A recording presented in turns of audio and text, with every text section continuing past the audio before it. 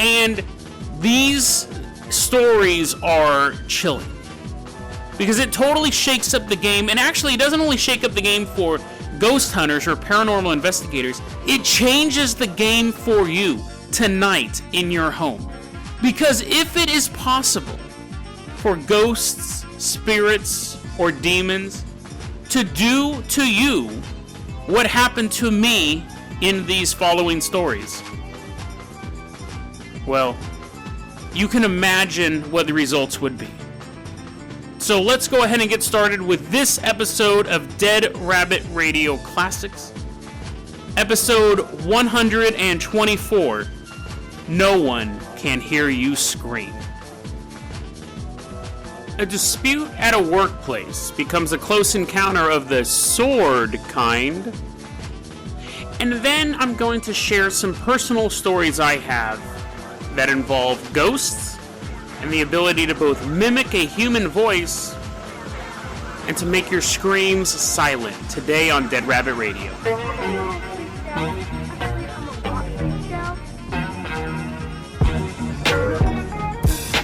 Hey everyone, welcome back to another episode of Dead Rabbit Radio. I'm your host, Jason Carpenter. I'm having a great day. I hope you're having a great day too. You know what Tesla should have invented? I wonder if these exist, but a quiet heater. Most heaters are quite noisy. I'm saying this because I'm freezing right now. It is super cold here. I think it's probably about 35, 34 degrees this night. I can't run my heater because I'm recording. And also, I did have another story planned for tonight. That was a story that's been on the conspiracy iceberg for a while. I'm not going to reveal what it is just yet. But what happened was, I'll reveal it. So Monday's episode, we're going to do the Paleolithic deep state. Do cavemen secretly run the world? And the story was prepped, it was ready to go, because the reason why I'm saying this, I try to do 2 conspiracy iceberg stories a week. That's kind of been my setup, minimum 1.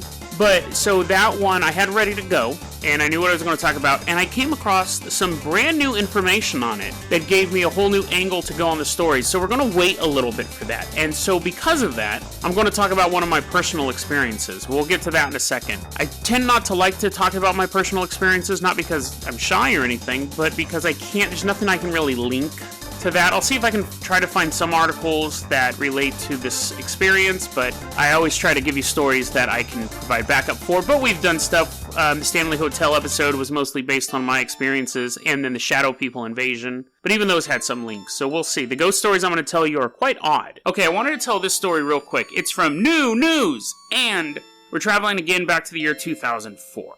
And this is a short one. It's such a bizarre story. We're in 2004. We're in the United States. And we're in a company called Peerless Steel Corporation. They make bolts and stuff. Actually, they don't. I just re-looked at my notes. They make metal powder for brakes. So they don't make bolts. But anyway, they make just like giant Frankenstein bolts. And there was this guy who's at work. He got picked on all the time. By one guy in particular was always picking on him. And I thought it was a little ironic that the company was named Peerless and this guy had no peers. But anyway, so he's sitting at work and he's like,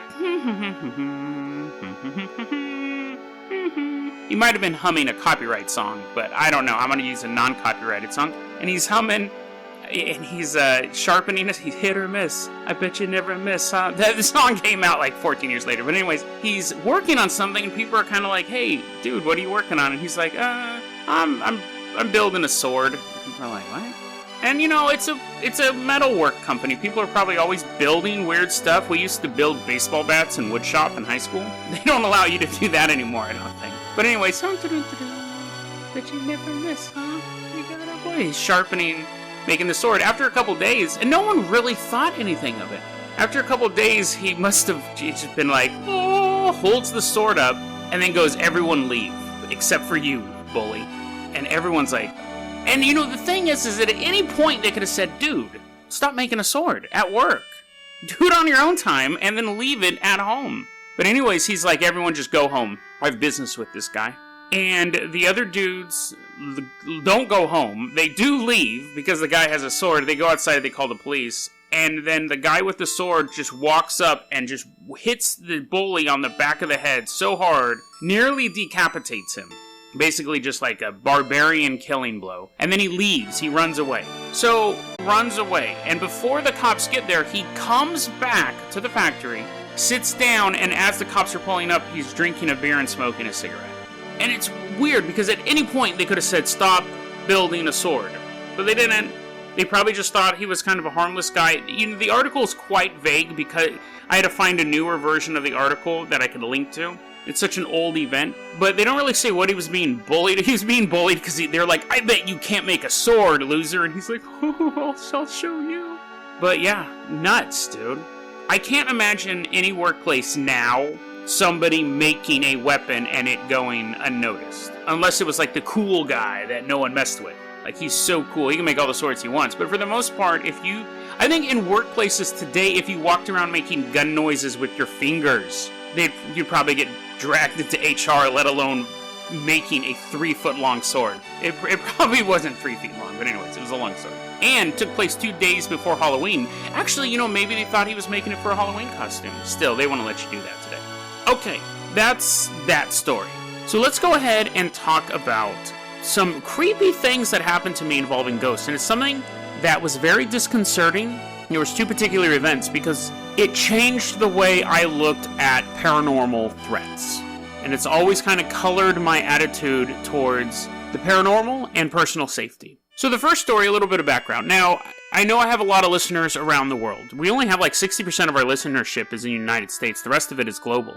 But in America, in most major cities, people have seen these, and so I have to explain this real quick. What happens is you'll see places of business, you'll see real estate companies or burger shops or whatever, and there will be a dancing guy on a street corner with a sign. They dance around and they spin the sign around and they kind of do crazy tricks, and the sign says, like, eat at Mr. Pickle's restaurant shop. Or buy your home at Honey and Vinegar Real Estate, whatever it is. So you see them around. They actually get paid pretty well. It's like $15 an hour to just sit there on a street corner, kind of dance around a bit and spin this sign. And you listen to your own music. They don't give you music to dance to. You kind of pick it out. You're crunking with the sign. No one can read it. I remember I've done a lot of odd jobs in my life, and I don't necessarily mean that as a turn of phrase. I've worked at a crematory for a while. I've been a nanny. I've done all sorts of crazy jobs. Those 2 jobs weren't back to back, but I've had all sorts of crazy small jobs in my life. I worked for a psychic phone network for a while. That was a depressing job. I'll tell that story someday.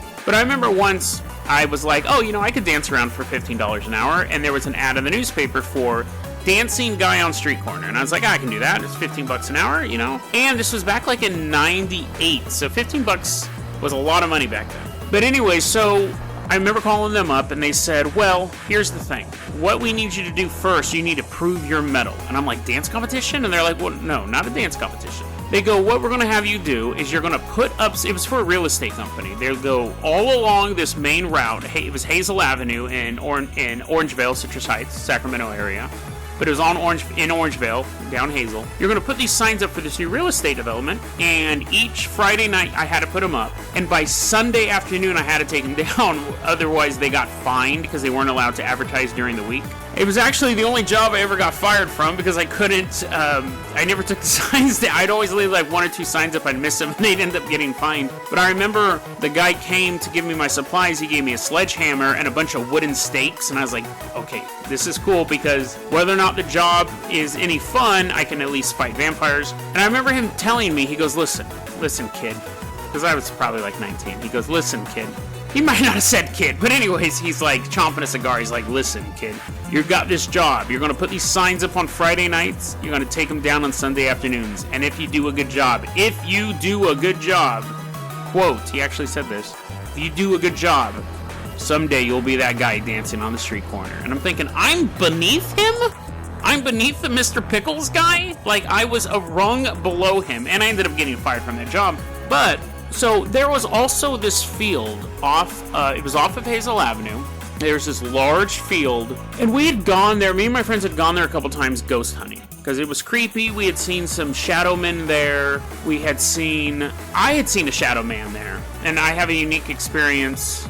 Well, here, I'll tell this shadow man story here. So me and my friends rolled up to this field, because it sets the tone for this area. It looked like when you stood on the edge of the field, It was right off of Hazel, if you know the area, but near Gold River. But anyways, when you stood on the edge of the field, it looked like the field went on for it looked like it went on forever. It didn't, obviously, but in the middle of the suburban area, there was just this large field that had never been developed. I remember once I rolled up there with my friends, and I said, we all get out of our car, we're walking around, and there was this one guy who's like, I don't believe in ghosts, I don't believe in ghosts. And back then I was like, totally believed in ghosts, every ghost story was true, all that stuff. We rolled up to this field, and I was like, yeah, this place is pretty creepy. And the dude who didn't believe in anything, he was standing there with his girlfriend. We had probably like 6-7 people with us. I think we took a couple cars. And dude was standing there on the edge of the field, and I saw a shadow person. Okay, and let me say this too. Of course, all these stories you take with a grain of salt. Like, they did happen. They're 100% true. But if you don't believe them, that's fine. Because again, it's just one person telling a story to you. And I have nothing to back it up. But anyway, so I was standing there, and this dude who didn't believe in ghosts or nothing like that, he was just walking around, standing there with his girlfriend, and we're just kind of milling about, and I see a shadow person standing right behind him. Now, I'm walking towards the shadow person, and the dude's name was Chris. I'm walking up basically behind Chris. He's looking in one direction, and I see the shadow person standing behind him. And it was one of those weird things where I remember the shadow person almost having color in it. It's such a bizarre thing. But I couldn't describe it. It basically was a shadow-shaped human, but there was a little bit of color. It was so bizarre. And I walked up and I didn't tell Chris what was going on. I didn't tell him what I saw anything, or was like, don't move, there's a spooky ghost. None of that stuff. I just walked up behind him, and I'm now maybe 1.5 feet, 2 feet behind Chris, and again, he's not aware of what I'm doing, and I put my hands where the shadow person was, and didn't tell anyone what I was doing. I just kind of walked up to behind Chris, and again, I put, maybe even further, maybe 2 or 3 feet, I put my hands up to where the shadow person was, and when I did, Chris's knees buckled. Like, I saw him physically kind of like buckle down. And again, I didn't tell him anything that I was doing. And he turned around and he's like, what happened? And I was like, there was something behind you. And I walked up to it and I touched it, and he goes, I don't like this, man, I don't like this. And we hung out there we were there for maybe just a few more minutes, and he's like, I don't like this at all. And the plan was then to go to, I think it wasn't Sherry's, at Caro's at the time. So we drive back down Hazel, go to Caro's. We all pull into the parking lot because we had multiple vehicles. And we get out, and Chris and his girlfriend at the time, and they're like, we're out. And I'm like, what's the matter? He's like, I don't feel good, dude. I don't feel good. And he just left. And it was a weird experience, and that wasn't the only experience we had at that field. A lot of times you would just get an eerie sense, or you would hear something moving around in the trees, which that could just be wildlife. But that shadow person standing behind him was always kind of a weird. I knew then that particular area was haunted.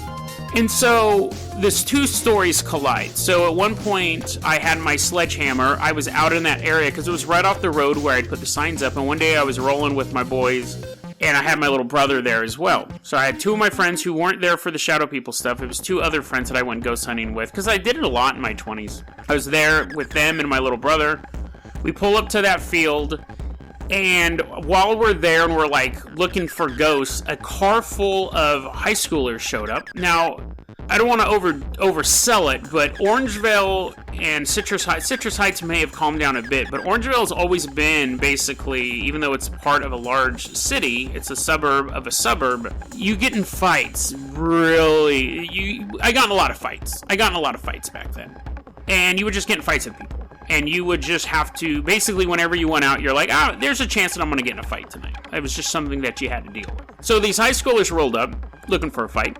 I'm standing there with my friends. We're all like, hey, let's go find ghosts. Maybe I could get an EVP. But we would still like beat the shit out of people. Like, you just, again, it didn't matter what clique you ran with, you had to be prepared to fight. And so anyways, this car full of high school students roll up, and they're like, hey, what are you guys doing? They're just like talking trash, right? I'm not trying to be like a tough guy or nothing. I had my boys with me. It wasn't like, I don't feel like I'm trying to make myself to be out some sort of badass, but these dudes roll up and they're talking trash, and I'm just kind of letting them talk trash, you know, they're because I'm holding a sledgehammer. I'm holding and the sledgehammer that I got was like it was like a miniature sledgehammer. So it was probably about 3 feet long, because it was just for driving wooden stakes, and it wasn't a full, giant, long sledgehammer. But they roll up, and I have it kind of down at my waist, and the car doesn't see it, because it's nighttime. And they're talking trash, and I'm like,